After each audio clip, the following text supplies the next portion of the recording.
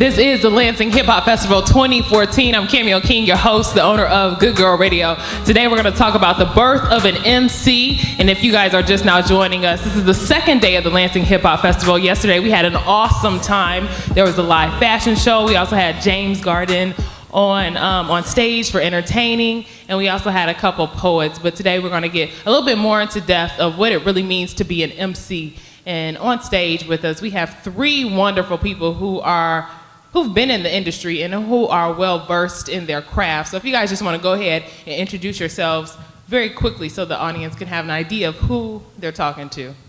Thank you, Cameo. You're welcome. My name is Eddie Dennis. Just started my business. I'm an independent record label here in Lansing, Michigan. My office is downtown, 120 North. I was going to say Chestnut. I'm sorry about that. I just moved in there. But it's downtown. You can locate me on my website, www.eddieedmagnificent.com. What I do is look for local artists who don't really know what to do with their music. They might make 100 songs, but they sit on it. They don't know what to do, but they want to become famous. I got a couple contacts in my books that I like to help them achieve their goal with their music. So that's what I do. If there's different shows, different venues, I'm starting here in Lansing, Michigan first, and then spread outwards from Detroit to New York. There's a couple artists that's going to be here tonight performing as well. So again, my name is Eddie Dennis. I'm going to be talking to you guys a little bit later, but I just want to introduce myself to you guys. Thank you. I'm Lady Charm with Lady Charm Productions. I've been around since 1988. I am the first female DJ in the Mid-Michigan area. I have artists that I consult, manage, and put them in pretty big shows. I've been around. You can get at me at charmbrooks15@yahoo.com. I'm also on Facebook. Well, I'm Izzy on the beats. I don't really have a big intro like they do.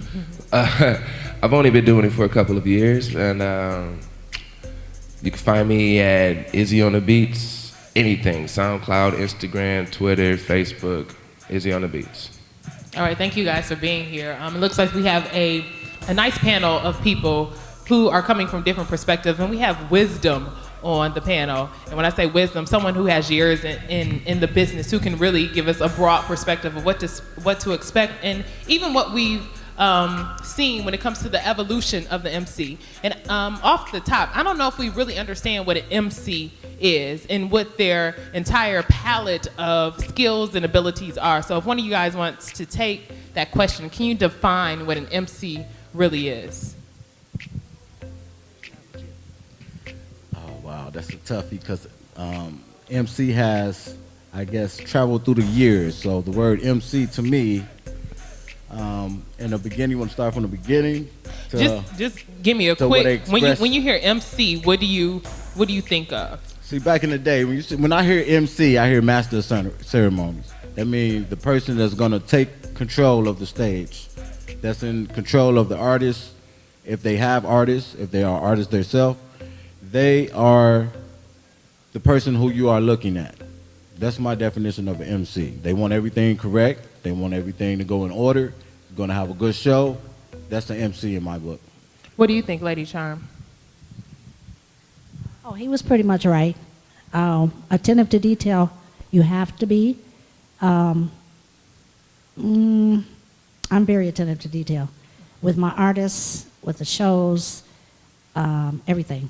You have to be. I also consult. So I talk with my artists and try to keep them and get them to the point that I want them to be. They're trying to be professionals, so everything that they do, they have to be professional at it.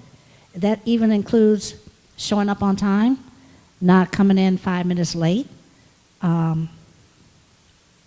conducting yourself as a professional, not gang-related or hood. I don't allow that. It's professional. Learning how to talk to the big wigs, that's very, very important. Most of the large record labels will not talk to the artists. They want to talk to the manager. And the reason is because Artists will come with 20, 30 in their entourage, and the big wigs are not going to sit with 20 or 30 people in their office. You have all these different opinions, and then 9 times out of 10 you get to arguing in there, so they don't deal with that. And what you're saying, it sounds like we're transitioning the conversation a little bit to what it really takes to be an MC, or what does it really take to be in that limelight. And what you're touching on is it's more than just what you see on stage.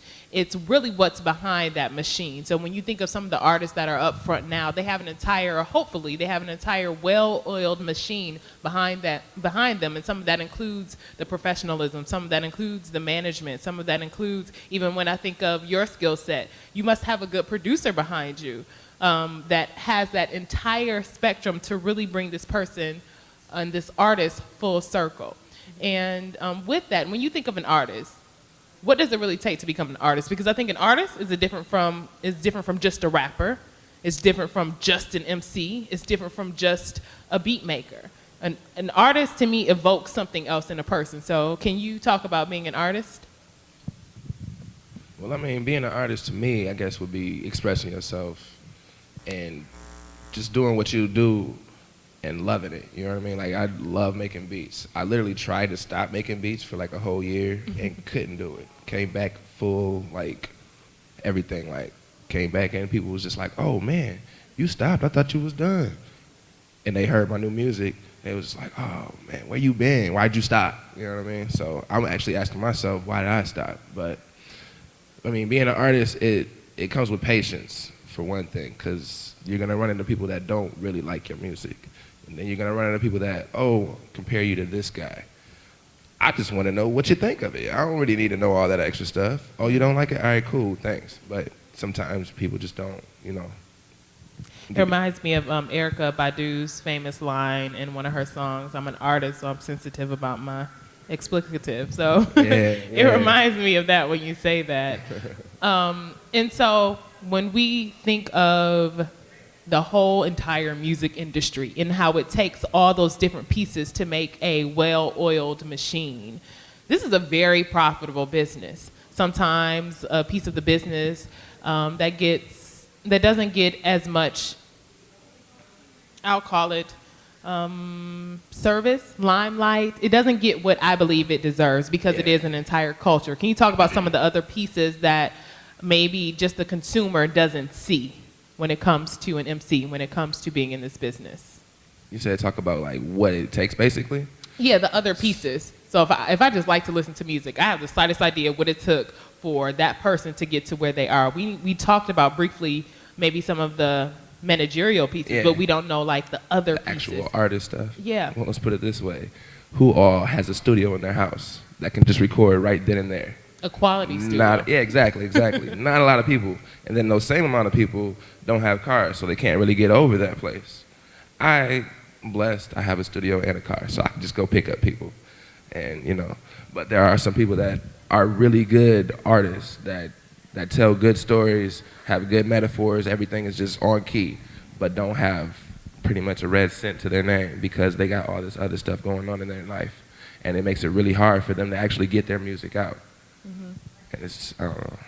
And you talked about telling a story, and I think this is another piece that oftentimes mass media misses, but when it comes to developing as an artist, you have to, that's grammar, that's English. It's a huge literary piece to it that I think we oftentimes miss.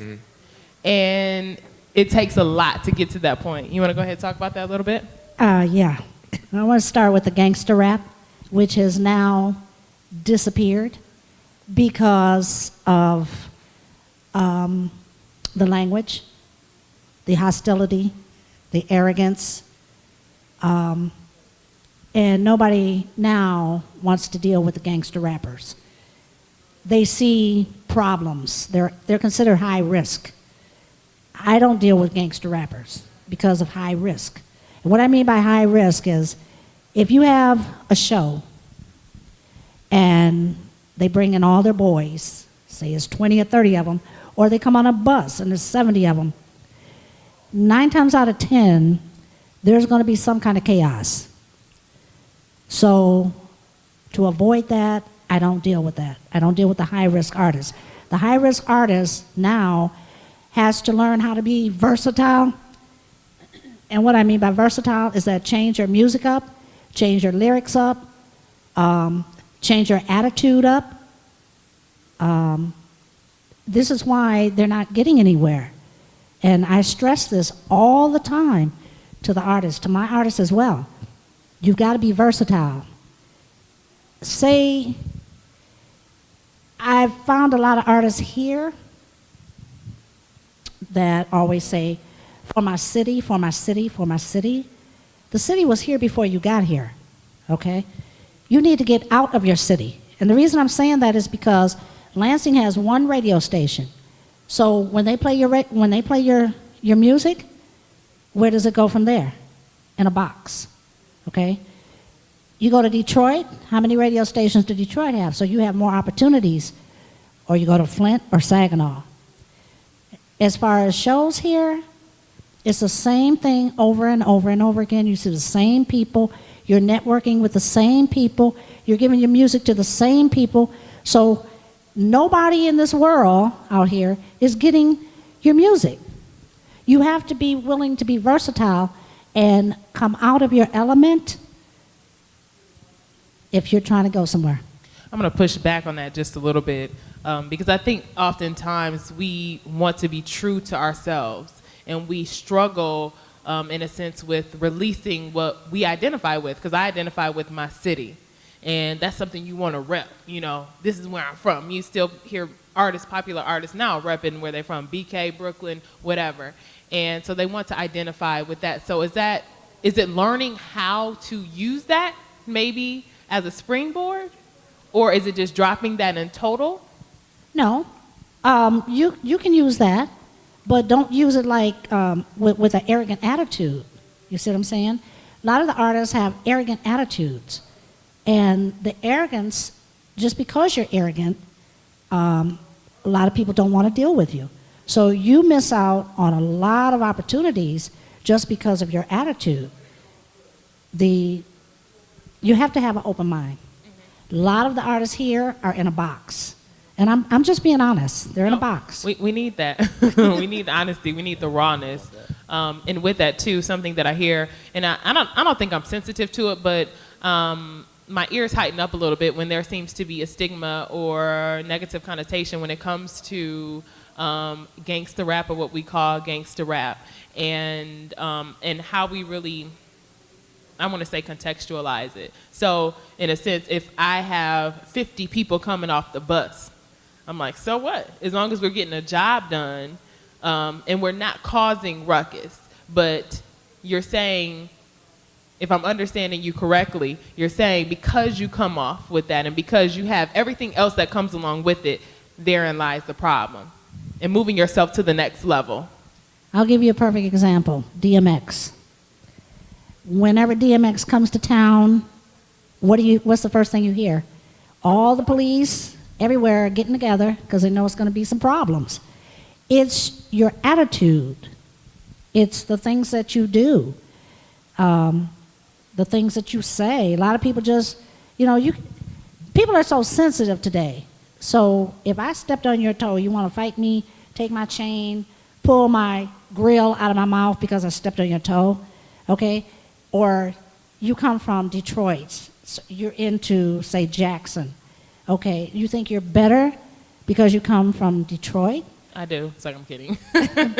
Well, I'm originally from Cleveland, Ohio, so I don't think I'm better, but the things that I bring to my artists, I bring this. Cleveland is a city. It's different. This it's is diversity. A small little town. So there's a difference, and this is why I tell the artists to get out and travel so that you can see the different cultures, the different music, and network with the different artists. Because it's very educational, believe it or not, if you can get out there and travel. And also, I kind of want to push this out to the audience too. If you guys have any questions, feel free to maybe signal, throw your hand up. all this screaming, I see you. But what I want to talk about is really, as well, is the purpose of the Lansing Hip Hop Festival. Is really to remove that stigma that hip hop has when it comes to violence, and what hip hop was really all about when it first started. It was really about bringing people together. From what I know, I'm not a hip hop head, but I have read some things about it, and being involved in this festival, you learn more and more, and really about the power of hip hop. It transcends cultures, ages, generations, and that's powerful. But for some reason, even within our own circles, we get stuck, and we continue to verbalize that it's negative. And we're going in this cycle when it's so much bigger than what's happening right now. So I don't know if that's something you guys are seeing on the regular, or when you go out, or even when you interact with your artists or different artists. What are you seeing as it relates to hip hop and having this negative connotation, and then also the larger picture? I've been in, I've judged a lot of music competitions, and the people in the competition has come from all over. I've had Crips, Bloods, all on the same roof, and never had any problems or any fights, because the real artists, now there's a difference between the real artists and the wannabes, okay? The real artists are there to do what they're supposed to do.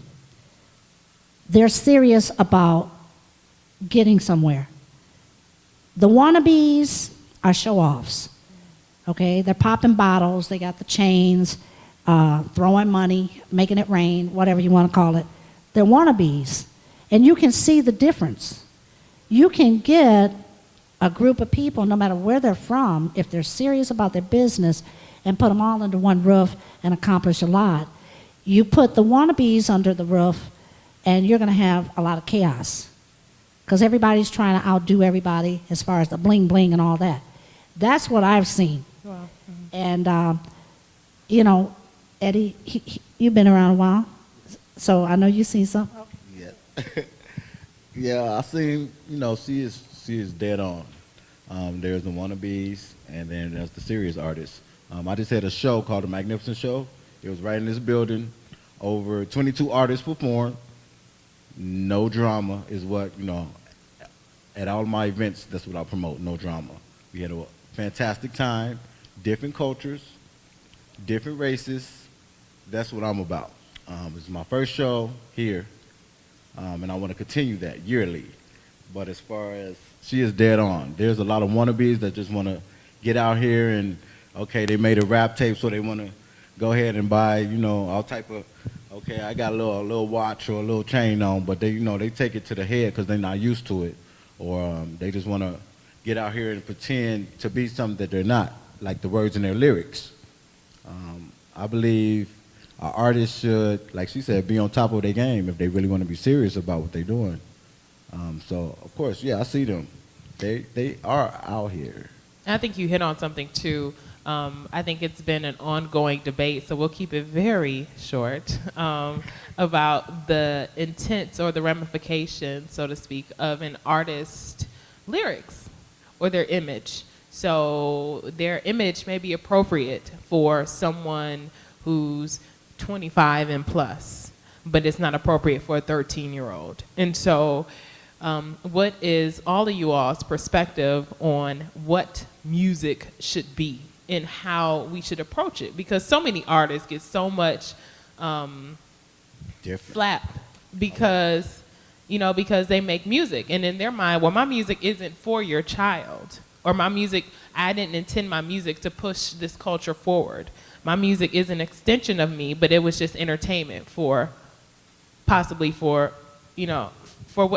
I feel. And then on the other side, you have someone who is very socially conscious. And not to say that the person isn't socially conscious, but their extension of themselves shows in their music.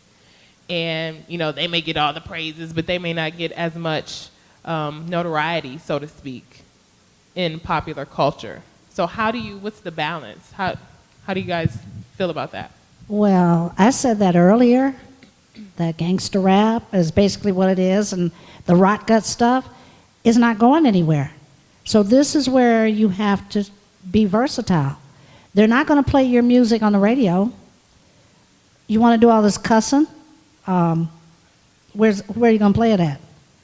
They're not playing it on the radio. So if you can't get your music played on the radio, what are you doing? Wasting your time, right?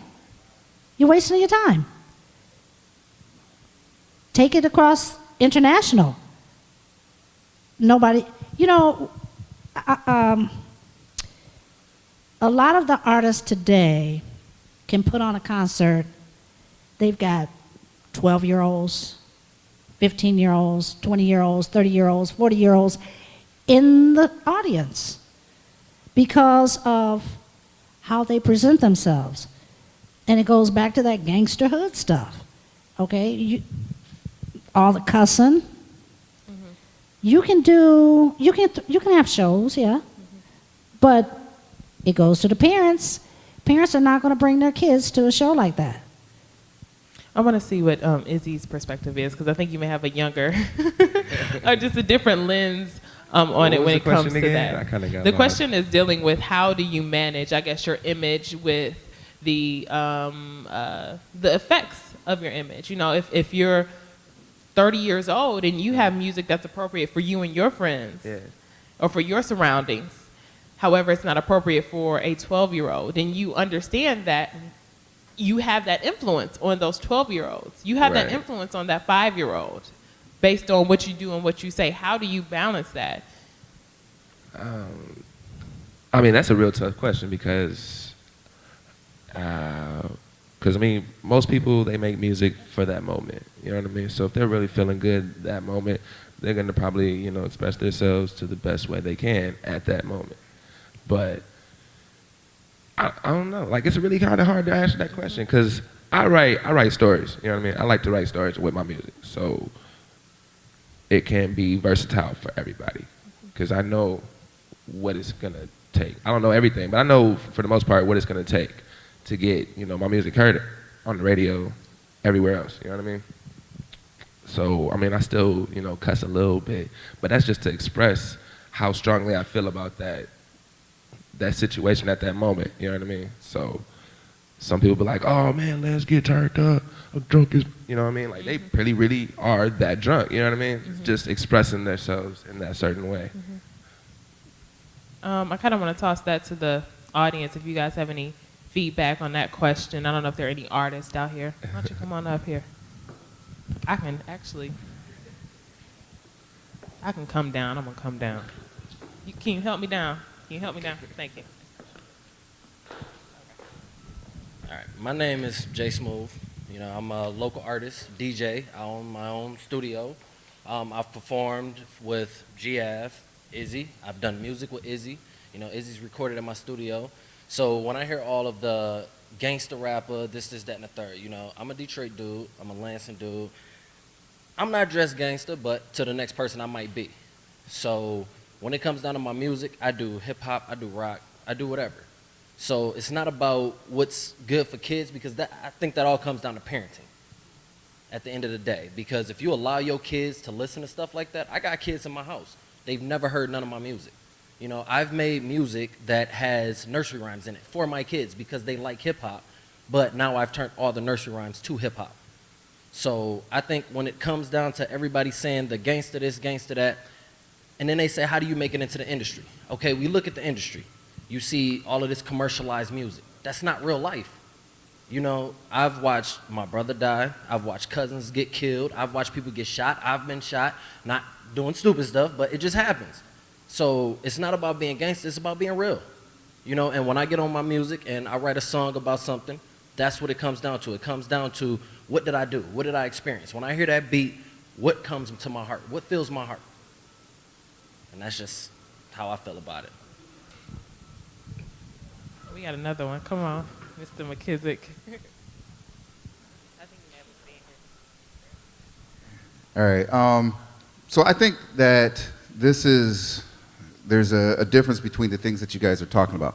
You're talking about the difference between an artist and an entertainer, okay? And so I think it all depends on what somebody themselves identifies with, Okay, so if you yourself identify with being an artist, generally it's what's on your heart, on your soul at that moment. Okay, now artists aren't the only form of performers that ascend. Entertainers also ascend. And an entertainer says, I know my skill and I can be versatile. And I don't have to necessarily write or say what's on my heart, but I can use my skill to communicate so I can ascend. Okay, so when you have two different factions, okay, we usually get wrapped up in what the MC is, right? And the MC is these two factions called one thing. And that's why we get into these arguments, these discussions, right, about what's the correct way, okay? Now, I think that everybody pretty much knows that the correct way is going to be whatever fulfills your mission, right? So if your mission is to ascend, okay, you either have to fulfill that by being an artist as true as you can be, or being an entertainer as true as you can be. Now, whatever way you go, you're going to have people that are anti, right? Because myself personally, I prefer artists. But you or other people might prefer entertainers. And there is a place for entertainers because, you know, there are people like Little John or, you know, there's a whole bunch of people that are entertainers or that are gangster rap. And there is a niche. You would be surprised at the places that you can go and find their music banging and people coming out for shows after show after show because that's their thing. And hopefully they want to ascend, but they may know in the back of their mind, I ain't getting out of Detroit. So I'm just going to be the king of Detroit. I ain't getting out of Cleveland, so I'm going to be the king of Cleveland. But then you have artists who say, you know, I want to be the artist and I'm going to talk about, you know, the food deserts and I'm going to talk about, you know, social justice and, you know, the prison of, you know, the preschool to prison pipeline. You know, I'm going to talk about those things, right? But they also know that there's only a limit on how many people are going to internalize that, how many recording studios are going to pick that up. You know, so I think that's where we are, is this round and round. Hip hop has had the fortune of ascending to a place in which we can have this argument where there are multiple forms of an MC that has been birthed through hip hop. But I think it's kind of like one of those things where there's no true answer, you know, and each artist, MC, everybody has to find it out for themselves on how they're going to get to where they want to go. So. Thank you very much, audience. I think that's a good place to wrap it up. But the fact that there is a difference between an artist and an entertainer, and that oftentimes those are wrapped up into one person, unfortunately, in an MC. And I think sometimes you can switch too. You can turn it on, you can turn it off, whatever is going to fulfill my mission at that moment in time. Because it could be paying a bill. So I have to do this show so I can put food in my kid's mouth. And so I'm just going to do it. And I wouldn't call it selling out. I don't know what I would call it. But you have to do what you have to do. But at the same time, having that responsibility and that accountability on your shoulders to know what exactly you're doing and whom exactly that affects. But I think that's a great place to end it. I thank you guys for listening and being a great audience members and being a part of the Lansing Hip Hop Festival. I hope you stay for the rest. I just hope you also patronize the wonderful vendors we have in the back, the Peace and Prosperity Youth Action Movement, wonderful youth in the Lansing community. They're selling ice cream and popsicles and soda. As well, we have the Candyman in the back. He can get you some sweets back there. And make sure that you stay for the entirety of the Lansing Hip Hop Festival.